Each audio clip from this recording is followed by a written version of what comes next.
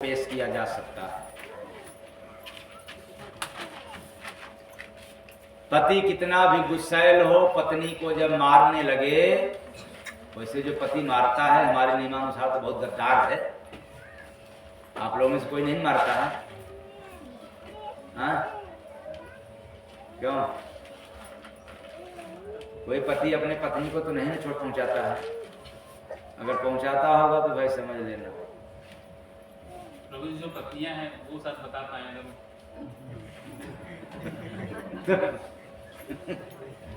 तो कहने का मतलब है यहां पत्नी को भी पेश किया जा सकता है उदाहरण के लिए कि पति किसी का गुस्सैल हो, पत्नी को पीट रहा हो,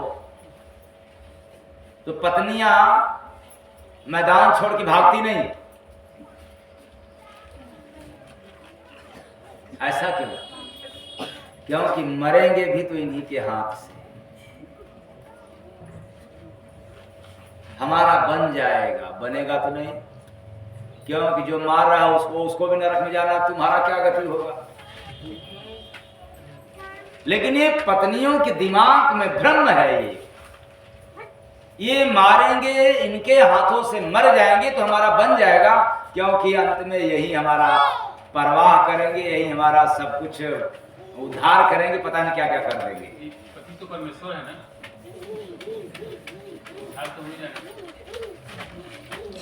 तो पति परमेश्वर है तो पति का क्यों नहीं उद्धार होता है? जब पति परमेश्वर का उद्धार नहीं हो सकता है तो पत्नी देवी का कहां से उद्धार होगा?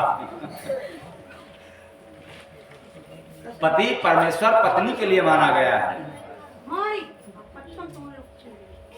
लेकिन किस पति को परमेश्वर बतलाया गया है इसको आज तक नहीं समझा। वही पति परमेश्वर है जो परमेश्वर के कार्य में लगा हो, लीन हो, अपने भी और अपने पत्नी को भी। वह पति परमेश्वर के समान है। प्रेम से बोलिए श्री सद्गुरु भगवान की जय। साहेब सबका, साहेब सबका। और पता चले कि जो पति धार्मिक कार्यों में विरोध करे, सत्संग सेवा में न कर जाने दे, करने दे, और तमाम प्रकार की, तो क्या वो भी पति परमेश्वर ही कहलाएगा? सारे लोग तो डॉक्टर हैं, झोला छाप भी डॉक्टर कहलाते हैं ना। लेकिन जब खराब चढ़ना होगा तब कौन आएगा पेश? झोला छाप आएंगे कि एमबीबीएस लोग आएंगे? तो उसी बात यहाँ सब पति लोग हैं, लेकिन जब भवसागर पार करने की बात आएगी तो सारे पति क्या हो जाएंगे? पहले नहीं डूब जाएंगे। वो पति जो है पतित हो जाएंगे। क्या हो जाएंगे? पतित हो जाएंगे। इसलिए धार्मिक कार्यों में सहयोग करें, भजन भक्ति, वो आज भी पति परमेश्वर है। अब ऐसा नहीं है गांजा पीने वाला भी पति तो है,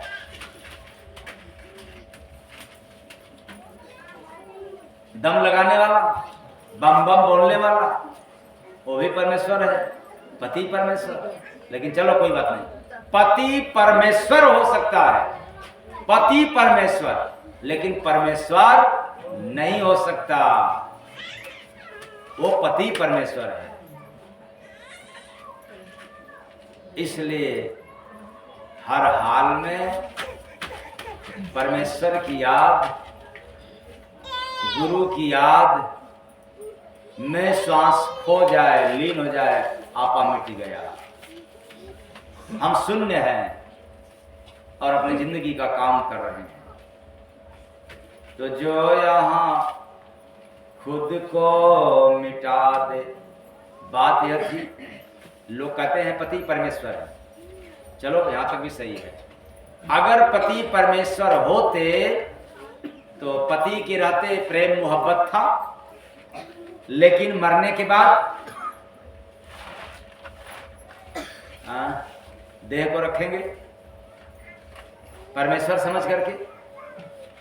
नहीं ना। क्यों? मृत्यु के बाद देह में यानी शरीर में दुर्गंध उत्पन्न कर दी परमात्मा ने, वरना कोई अपने प्यारों को कभी भी जलाता या दफन नहीं करता, उससे मोहब्बत करता। तो इसका मतलब यह है कि जो श्वास है ये निराला है, इसी को लीन कर देना है, मिटा देना है, एक तरह से मिला देना है। हर वक्त याद गुरु की, प्रभु की, आपका जीवन सफल होगा। ऐसा करने में अगर आप सफल नहीं हुआ तो मान के चलना है मानव देह प्यारा। जिस काम के लिए पाया था वह काम नहीं कर पाया। तो ये मत समझना कि हमने तो दौलत कमाने के लिए नर्तन पाया था, तो दौलत कमा करके भोजन ही किया ना, तो उपवास रखा, खाया। तो पशु पक्षियां भी खाते हैं नहीं खाते हैं बिना दौलत कमाए? तो कुल मिला जुला करके दौलत कमाया तो केवल पेट भरा, यही ना? तो पशु पक्षियां भी पेट भरा, जानवर भी पेट भरे, आप भी काम किया, वो भी काम किया। लेकिन मानव देह सिर्फ इसी के लिए नहीं मिला है। गुरु और प्रभु की याद में रह करके आप मानव देह का काम करें तो सफल हो जाएंगे। अगर ऐसा करने में आपका मन नहीं लगा तो असफल। तो जो यहाँ खुद को मिटा दे सतगुरु के आस में, जो यहाँ खुद को मिटा दे सतगुरु के आस में, जो यहाँ खुद को मिटा दे। गैया जंगल में गई भर मायरे, जब मिलनी सुअरिया। गैया जंगल में गई भर मायरे, जब मिलनी सुअरिया। बड़ी अजीब बात है। गैया जंगल में गई भरमाए रे जब मिलनी, यानी सुअर से और गाय से जब मुलाकात होती है तो कौन भरम जाती है, सुअर या गाय? गाय। तो बात को समझ लेना, उल्टी है लेकिन बिल्कुल सीधा है। ये मानव शरीर रूपी जंगल की कहानी है। हमने जाकर के देखा जीव रूपी गैया सत्कर्म रूपी राह छोड़ करके दुष्कर्म रूपी राह पकड़ लिया, क्योंकि सुख सुविधा रूपी सुअरी जब से मिली है तभी से तो यह जीव रूपी गाय भटक गई। अब संसार में तो सुख मिल रहा है, सुविधा मिल रहा है, मतलब चटनी खाने को मिल ही जा रहा है, अचार खा ही रहे हैं, बिस्तरा मिल ही रहा है, थोड़ा कुछ धन दौलत भी मिल ही रहा है। तो सुख सुविधा रूपी सुअरी से मिलन होता है तो मानव शरीर रूपी जंगल में जीव रूपी गाय भटक जाती है। यानी जीव समझ जाती है कि बस बस बस अब यही तो करना है, इसके आगे अब सुख नहीं। तो मिलनी सुअरिया रे मिलनी सुअरिया, मिलनी सुअरिया रे मिलनी सुअरिया, ऊँटवा गैया को लिया अपनाए रे जब मिलनी सुअरिया। ऊँटवा गैया को लिया अपनाए रे जब मिलनी सुअरिया। कौन अपना लिया गाय को? याद रखना। तो सुअरी मिली तो अपना नहीं बनाई, लेकिन सुअरी के मिलने से जीव रूपी गाय भटक जाती है, भ्रम में हो जाती है। लेकिन अहंकार रूपी ऊंट, ऊंट कौन? अहंकार। अभिमान रूपी ऊंट ने जीव रूपी गैया को अपना दासी बना लिया। मतलब क्या हुआ? जितने लोग अहंकारी होते हैं उससे जीव भी कांपती है। जाने दो, ये किसी का सुनने वाला नहीं है। तो अहंकारी व्यक्ति का भी गुलाम बन जाती है। कौन? जीव, यानी जीव रूपी गाय। तो जंगल में गैया को भावत बसुहरा, जंगल में गैया को भावत बसुहरा।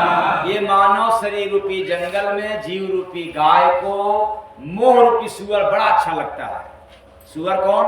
मोह। सुअरिया कौन? सुख सुविधा। याद हो गया पात्र का नाम? सुअरिया कौन? सुख सुविधा। सुअर कौन? मोह। इसलिए यह जो मोह रूपी सुअर है बड़ा अच्छा लगता है। किसको?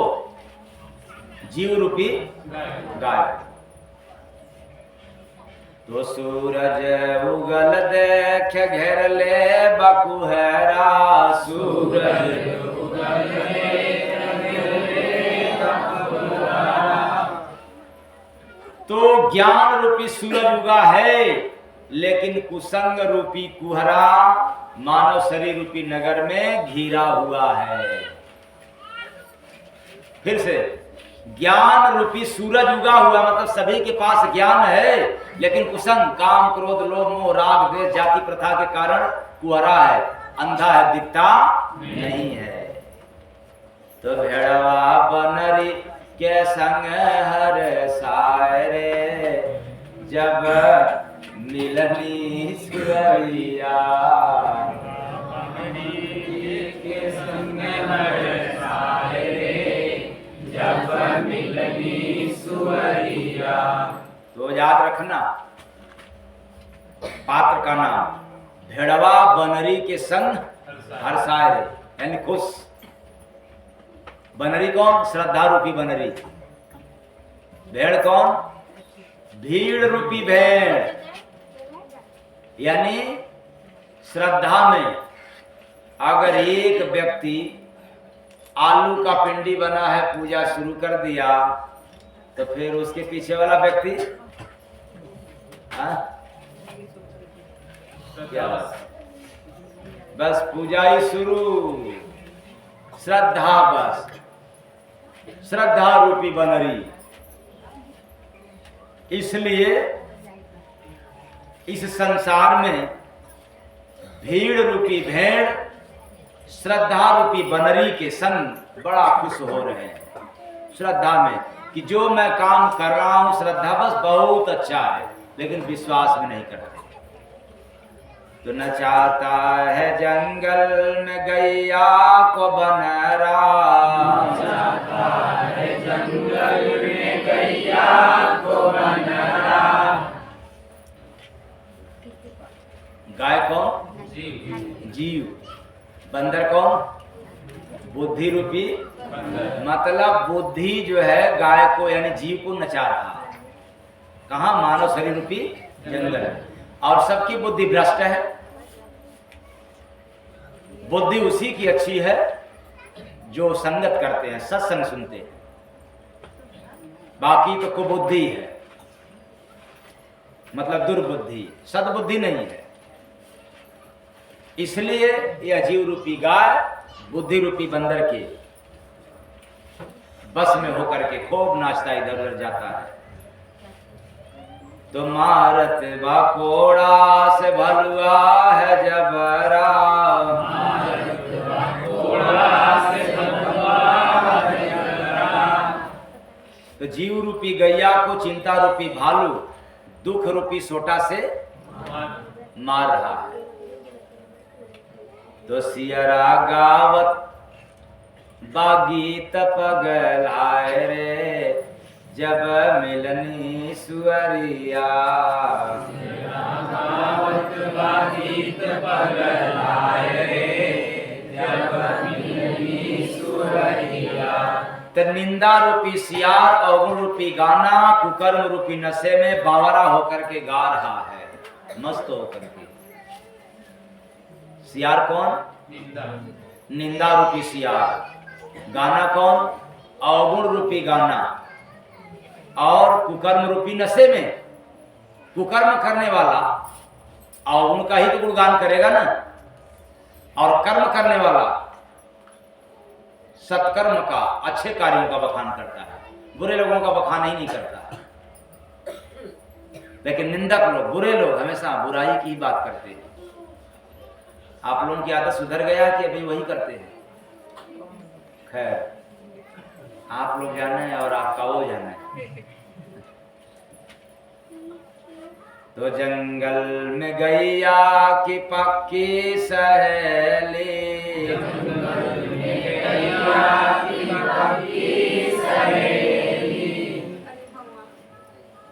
तो जंगल में गैया की, मतलब जीव रूपी गैया की सत्कर्म रूपी बड़ी खासम खास पक्की सहेली हो गई। कौन?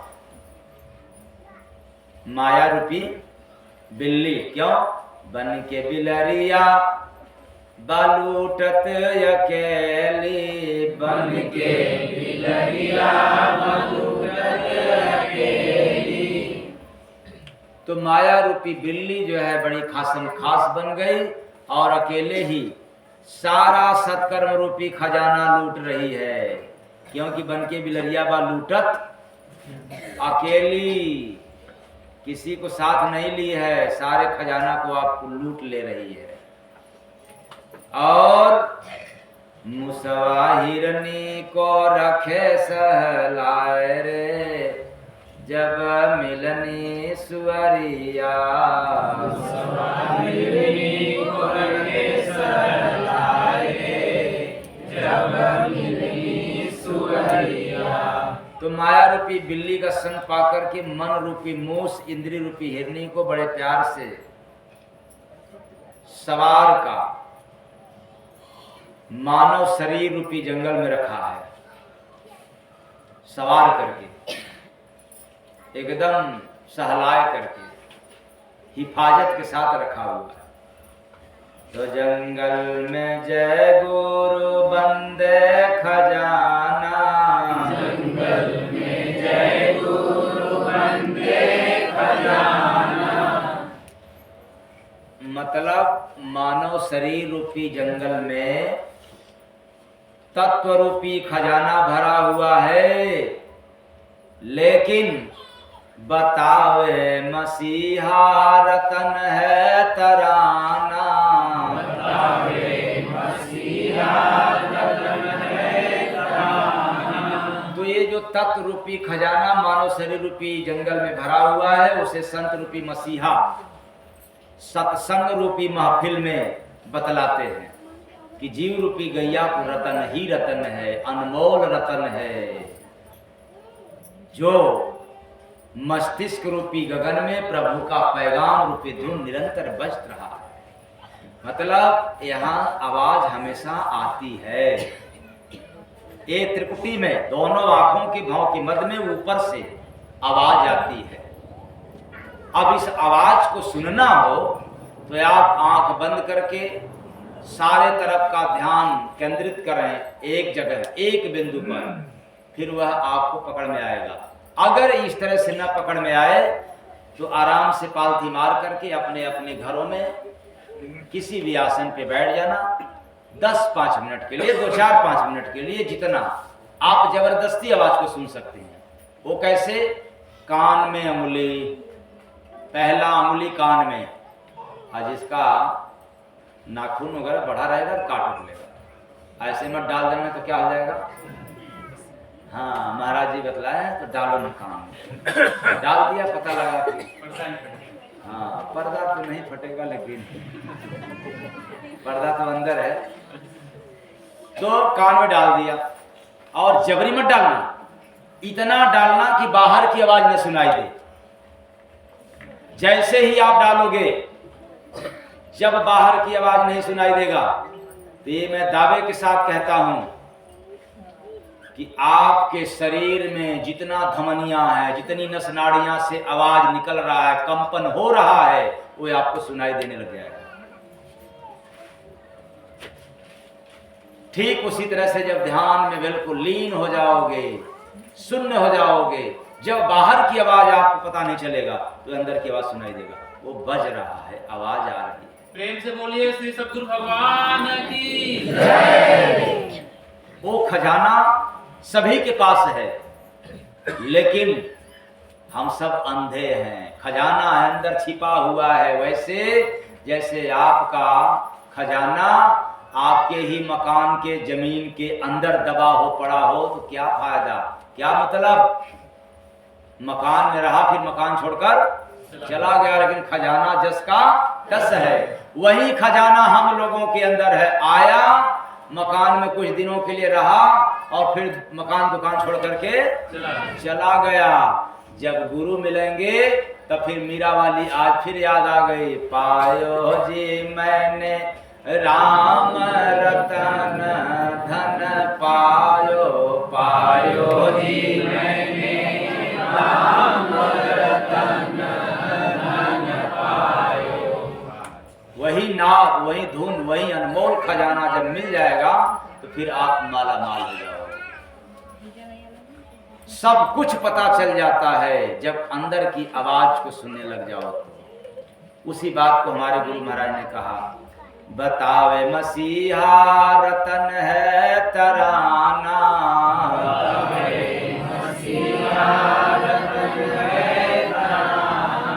रतन का नाम बता दिया। पायो जी मैंने राम रतन धन पायो। और यहाँ हमारे गुरु महाराज ने पर्दा खोल दिया कि वो रतन कौन है, तराना, वो धूम, वो नाद, वो रतन है, अनमोल खजाना है, जो सबके अंदर गुप्त है, छिपा है, बिना गुरु के मिले न कोई पाया है न कोई पा सकता।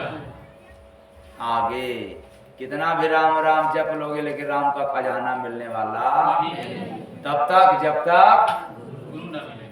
कौन न मिले, सद्गुरु न मिले। तो बताओ किसके आस में रहना चाहिए। और आप लोग किसके आस में रहते हो, केवल 99 के चक्कर में, हैं? तो गैया बछवा से रही कतराए रे, जब मिलनी सुअरिया। गैया बछवा से रही कतराए रे, जब मिलनी सुअरिया। तो जब प्रभु का पैगाम रूपी धुन निरंतर बज रहा है, वो सुनने को मिलता है, तो सत्संग रूपी महफिल में न आने के कारण जीव रूपी गैया इस खजाने को सुन नहीं पाती, क्योंकि विवेक रूपी बछवा से हमेशा दूर रहती है। जब सत्संग नहीं सुनेगी जीव, तो विवेक रूपी बछवा यानी विवेक नहीं होगा। जैसे ही सत्संग सुनने को मिलेगा, विवेक मिल जाएगा, और जब विवेक मिल गया तो फिर पूछना ही क्या है।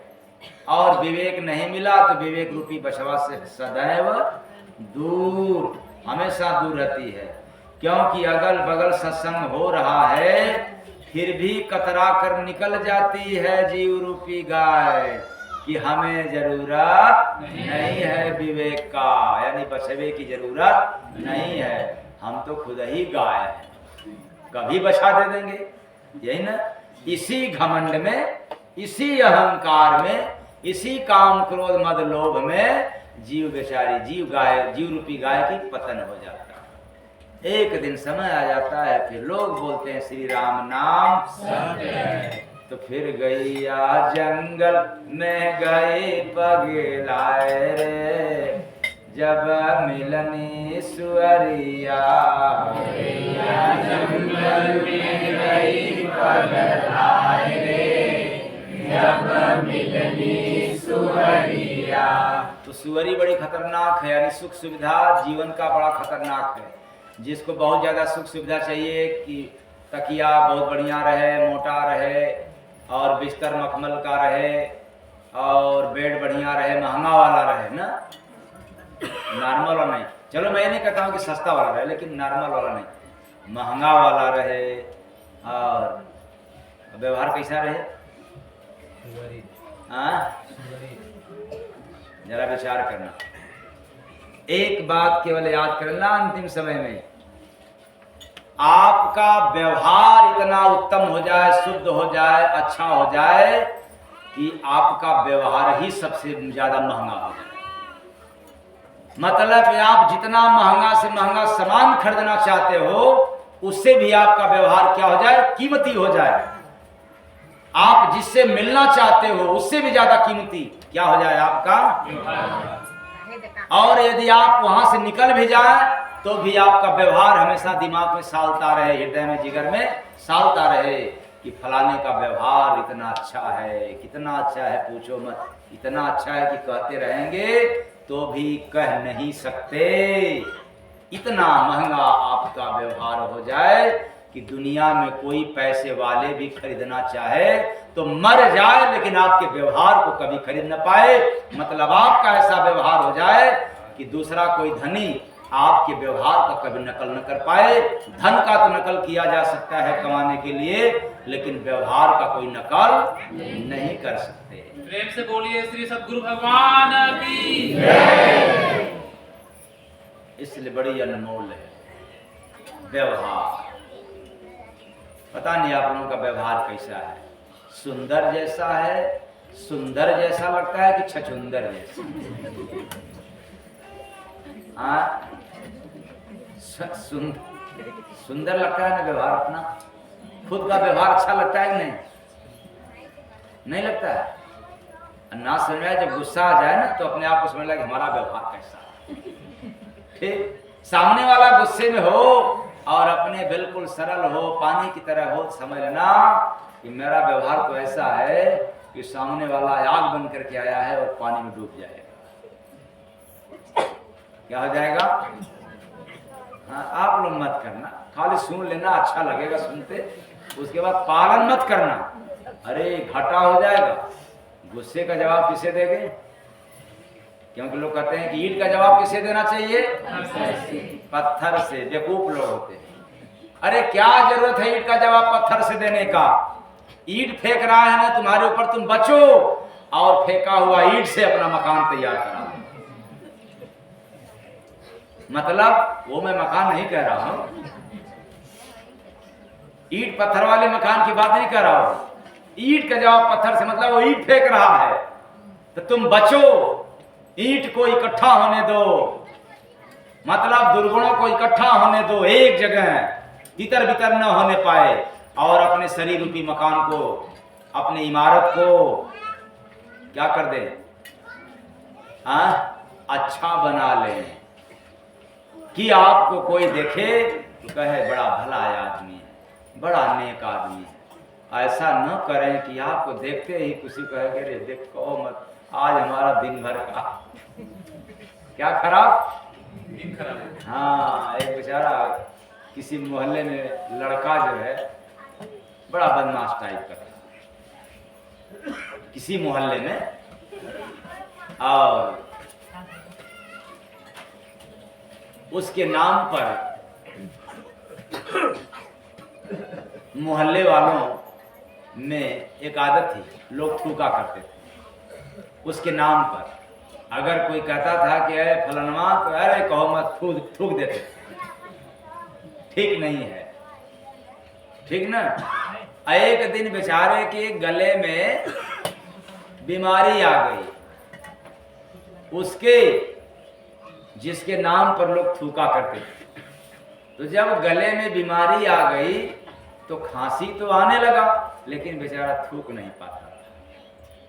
तो अपने चाचा जी से शिकायत किया, अंकल जी मुझे थूका नहीं जा रहा है, बहुत कष्ट मिल रहा है। तो अंकल जी ने कहा कि बेटा तुम्हें थूकने की कोई जरूरत नहीं है, क्योंकि तुम्हारे नाम पर सारे मोहल्ले वाले थूका करते हैं।